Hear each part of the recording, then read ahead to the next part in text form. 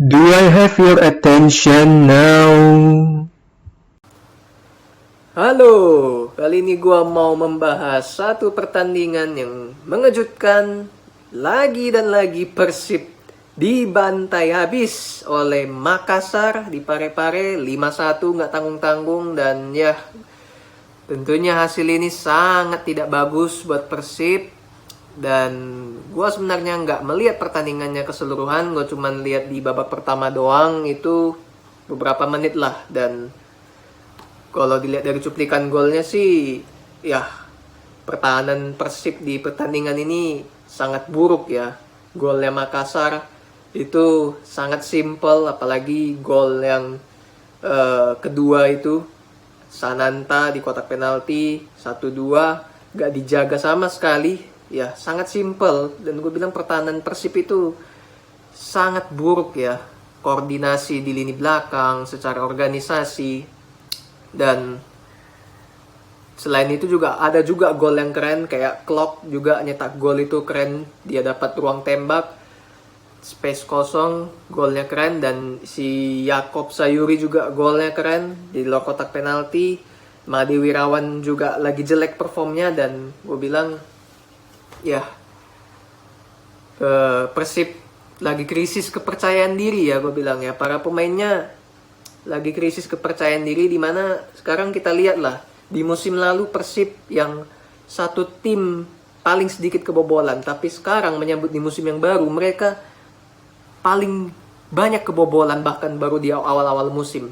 Gue bilang ini semua karena faktornya itu pertama dari pemecatan dari Rene Albert ya, karena Rene Albert baru berapa match tidak bisa membuahkan hasil, langsung dikeluarkan begitu saja. Padahal gue bilang dia masih bisa mendapatkan satu kesempatan pada saat main melawan Semarang pada saat itu. Tapi sebelum itu udah didepak dan diambil alih oleh Budiman.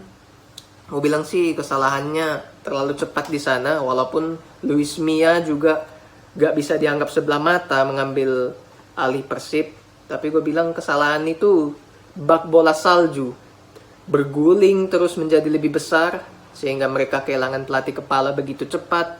Dan di lain sisi pemain yang mereka rekrut juga belum bisa unjuk gigi, kayak Sato. Come on, Sato, bek kiri asal Filipina itu gak lebih baik bahkan dari Jalnando. Gue bilang kualitasnya biasa banget. Dan bahkan beberapa momen di match-match sebelumnya gue lihat dia sering sekali dilewatin. Ciro yang selepas dari cedera belum bisa menunjukkan kualitasnya seperti di musim lalu. Ya terlihat memang dari beberapa match sebelum ini, bahkan dia bermain itu masih kayak agak trauma-trauma dikit lah ya, karena habis cedera bahu. Jadi ya koordinasi tubuhnya itu belum maksimal lah dalam mengontrol bola dan sebagainya. Dan ditambah lagi posisi kiper ya. Kiper itu Persib di musim lalu punya Teja yang jadi MVP, tapi di musim ini cedera dan sempat bermain kemarin tapi belum 100% fit. Dan digantikan oleh Made Wirawan yang beberapa match sempat tampil oke, tapi sekarang tampil lagi jelek. Fitrul yang dibeli, yang diharapkan sebagai pelapisnya, tapi bermain jelek juga. Dan ditambah lagi di lini belakangnya kayak Jupe. Gue memang udah dari awal menilai Jupe itu udah menurun performnya dari musim lalu, dan gue bilang layak untuk dicoret lah. Gue lebih milih Jupe itu dicoret ketimbang Igbo Nevo. Igbo Nevo gue menilai dia masih layak, tapi sayangnya dia cedera di Piala Presiden. Dan ya kiper udah lagi performnya menurun, lini belakang juga lagi buruk, ditambah rekrutan pemain asing juga belum bisa menunjukkan apa-apa. Dan krisis kepercayaan diri yang dialami oleh pemain Persib ini dari awal-awal musim, karena mereka itu kan finish runner up di musim lalu. Tentunya di musim yang baru ini kan mereka targetnya pasti lebih tinggi lah, yaitu jadi juara satu kan. Dan tampaknya setiap masalah yang mereka alami, dari pergantian pelatih, dari performa individu yang lagi menurun, dari rekrutan pemain yang belum menunjukkan kapasitas terbaiknya, satu persatu masalah itu bergulir terus semakin besar menjadi bola salju, dan gue bilang itu menjadi faktor yang membuat krisis kepercayaan diri dari pemain Persib. Skuad Persib itu sangat berpengaruh di dalam lapangan, dan itu merupakan faktor yang membuat Persib sekarang gue bilang kenapa bisa terseok-seok di awal musim. Padahal semua supporter fansnya Persib pasti yakin mereka bisa menjadi penantang serius buat juara. Dan jujur, honestly, gue juga menilai Persib memang satu tim yang bakal jadi kandidat juara, karena mereka sangat aktif beli pemain berlabel timnas kayak Kambuaya, Irianto, ada Klok di situ dan sebagainya, ditambah lagi pemain-pemain yang diincar juga bukan main-main, tapi nyatanya seperti anti klimaks ya penampilan mereka di awal musim ini. Dan gue bilang sih ya, Budiman ya bukan salah Budiman sepenuhnya memang, tapi kemarin pada saat melawan Bali sebelum ini yang gue nonton itu matchnya begitu keras, memang secara strategi yang gak ada bagus-bagusnya. Banyak sekali space kosong yang dipunya pemain Persib pada saat melawan Bali di match sebelum ini ya, space kosong di tengah pada saat Bali main 10 orang kan, dan itu tidak bisa dimanfaatkan Persib. Dan gue bilang Budiman ya secara strategi ya biasa banget, nggak ada spesial-spesialnya, dan terbukti terbantai 5-1 oleh Makassar. Dan gue bilang selepas ini Luis Mia akan segera mengambil alih tim ini, akan segera pimpin latihan juga. Dan gue bilang kalau gue jadi Luis Mia ya gue akan merubah dulu dari psikologi dari pemainnya, yaitu meningkatkan kepercayaan diri, menghapus aura negatif, aura mental drop ini dari pemain. Gue akan membangkitkan keceriaan dulu.